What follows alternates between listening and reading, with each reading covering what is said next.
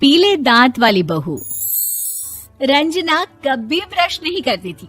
उसे कितनी बार उसके माँ बाप ने डांटा, लेकिन उसका कोई असर उस पर होता ही नहीं था, जिस कारण से उसके दांत पीले पीले हो जाते हैं। शादी के बाद अरे बहू, वैसे तो तुझ में कोई कमी नहीं है, पर तेरे दांत इतने पीले कैसे हैं बेटा? कैसे मतलब? कोई सर्जरी थोड़ी ना कराइए। वो तो क्या नाम, मैं ब्रश नहीं करती थी तो पीले हो गए। अब क्या करूं? आप कहें तो लाल करवा लूं या फिर काले? यार ये क्या है, क्यों माँ से लड़ रही हो? लड़ रही हूँ? अरे मैं लड़ रही हूँ या ये बोल रही है कि दांत पीले हैं, पीले। अरे तपस्या थोड़ी ना की है इन्हें पीले करने के लिए। बकायदा ब्रश नहीं किया है 20 साल तक, तब जाकर। छी, कैसी बात कर रही हो? ये उस वक्त तो पीले नहीं थे जब हम लोग तुम्हें देखने आए थे। अरे तब साफ करवा लिया होगा डेंटिस्ट के पास जाकर। अब देखो कैसे पीले पीले लग रहे हैं। रंजना सास की तरफ गुस्से से देखती है। फिर शुरू हो गई पीले पीले पीले। अरे पीले तो तब भी थे जब मेरे हाथ का रसगुल्ला उड़ा उड़ा कर खा रही थी और बोल रही थी, लड़की नहीं गुणों का खजाना दे रहे भाई साहब आप। खैर, अब वो लोग करते भी तो क्या करते, पीले दांत वाली बहू पल्ले पड़ी थी तो झेलना तो था ही। एक दिन कीर्तन में रंजना गाना गा रही थी। अरे कमला बहन, माँ का द्वार है, यहाँ तो सब शुद्ध होकर आते हैं, फिर अपनी बहू को ब्रश भी नहीं करवाती तुम। दूर से पीले पीले दांत भक्ति में बाधा उत्पन्न कर रहे हैं। अरे कोई 2 साल की बच्ची थोड़ी ना लेकर आई हूँ मैं बहू बनाकर। अच्छी खासी लड़की है, अरे कैसे करवाऊं ब्रश? ये तो उसे खुद करना चाहिए ना। अब माँ बाप तो इसके जैसे तैसे निपटा दिए, ये नहीं सोचा कि सास कैसे संभालेगी। सास बहू को लेकर घर आ जाती है, लेकिन सोच लेती है कि अब इसे लेकर कहीं नहीं जाएगी। अगले रोज बहू कहती है, अरे क्या हो गया, मंदिर नहीं जाना क्या? कीर्तन का वक्त हो रहा है। मेरी मधुर वाणी से कान्हा जी जागते हैं और सोते हैं। आप तो जानती है ना उनकी भक्ति में कितना मन लगता है मेरा। वो क्या है ना, तबीयत ठीक नहीं लग रही है मेरी, आराम करूंगी मैं। तबीयत ठीक नहीं लग रही? अभी तो मिथुन के गाने पर नाच रही थी आप, और अब बोल रही है कि तबीयत ठीक नहीं लग रही।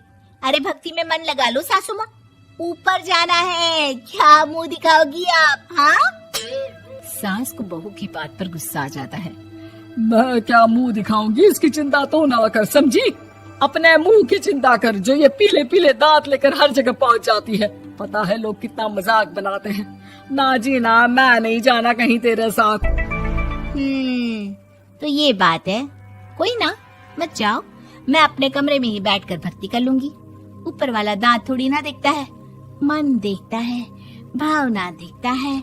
और अरे बस बस, तू सब कुछ दिखा, बस ये सफेद चमकदार दांत ना दिखाना किसी को, है? जा यहाँ से। बहू को सास की बात का कोई फर्क नहीं पड़ता, वो तो जैसी थी वैसी ही रह जाती है। सुबह नहाकर किचन में खाना बनाना, फिर खाना खाना, कीर्तन भजन करना और सो जाना। एक दिन, माँ जी मैं सहेली के घर जा रही हूँ, शाम को लेट आऊंगी। हाँ हाँ तो जाना, मैंने कौन सा तेरी आरती करनी है घर पर बैठकर। रंजना सहेली के घर जाती है, जहाँ वो पार्टी में जाने की तैयारी कर रही होती है। अरे शिखा, कहाँ जाने की तैयारी कर रही है? मैं गलत वक्त पर आ गई क्या? अरे नहीं यार, उल्टा सही वक्त पर आ गया। मैंने ये साड़ी और ज्वेलरी निकाली है यार, शाम को इनके ऑफिस की एक पार्टी में जाना है। बताना कैसा लग रहा है ये सब? नहीं यार, इस ड्रेस के साथ तो वो वाली ज्वेलरी अच्छी लगेगी। हाँ हाँ सही बोल रही है, मैंने ध्यान ही नहीं दिया। वैसे तो हमेशा से मस्त फैशन सेंस रखती है। तो बड़ा जाती होगी ना पति के साथ पार्टी में। रंजना कुछ नहीं बोलती, बस सोचती है कि यार काश ये बात सही हो जाती, पर मैं क्यों नहीं जाती पार्टी में? क्या इन लोगों की कोई पार्टी होती नहीं होगी? रंजना घर आती है और रात में पति से सवाल करती है, एक बात बताइए, आप मुझे किसी पार्टी में क्यों नहीं ले जाते? क्या आपके यहाँ ऑफिस में पार्टी नहीं होती? पति बेचारा क्या कहता कि दांत पीले हैं तुम्हारे इसलिए। अरे कोई पार्टी होती नहीं हम लोगों के ऑफिस में, तो कहाँ से लेकर जाऊं? और मार्केट, मॉल, कहीं वीकेंड घूमना, कहीं तो। अरे यार, सारे हफ्ते में एक छुट्टी मिलती है, तो सोचता हूँ कि आराम ही कर लूं। क्यों? रंजना मन मार के रह जाती है। पहले कभी सास के साथ मंदिर जाया करती थी, लेकिन वो भी सास ने ले जाना बंद कर दिया। घर बैठी बैठी रंजना बोर हो जाती है। तभी उसे आइडिया आता है और वो मायके जाने का सोचती है। सासू माँ, 2 दिनों के लिए मम्मी के घर जा रही हूँ। अच्छा ठीक है, आराम से जा। और हाँ, माँ से कुछ अच्छी आदत सीख कर आना कि कैसे शरीर के हर भाग की तरह दांतों की सफाई भी जरूरी होती है, समझी? शुरू हो गई ना आप। वो लोग आपकी तरह नहीं है कि छोटी छोटी बात का बतंगड़ बना दे। उन लोगों के लिए मैं मायने रखती हूँ, ना कि मेरे पीले पीले दांत। रंजना माँ को बिना बताए उन लोगों को सरप्राइज देती है, लेकिन जैसे ही वो दरवाजे पर पहुँचती है, अंदर देखती है कि घर वाले कहीं जा रहे होते हैं।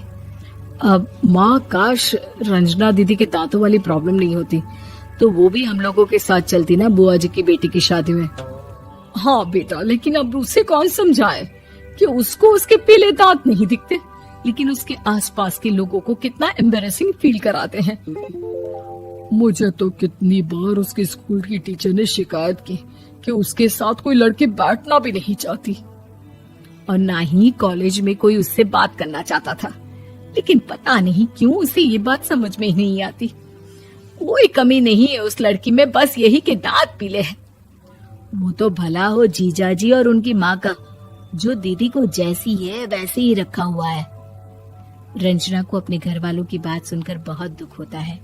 वो सोचती है कि वो क्या करे, लेकिन फिर वो सीधा डेंटिस्ट के पास जाती है, अपने दांत चमकाती है और कसम खाती है कि वो रोज ब्रश करेगी। अरे क्या हो गया?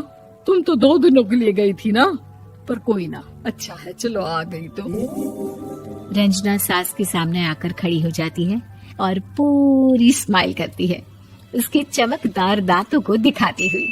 हैं? चले मंदिर। माँ, मुझे माफ कर दीजिए, मैंने आप लोगों को बहुत एम्बैरेसिंग फील करवाया। मैं आज से रोज ब्रश करूंगी।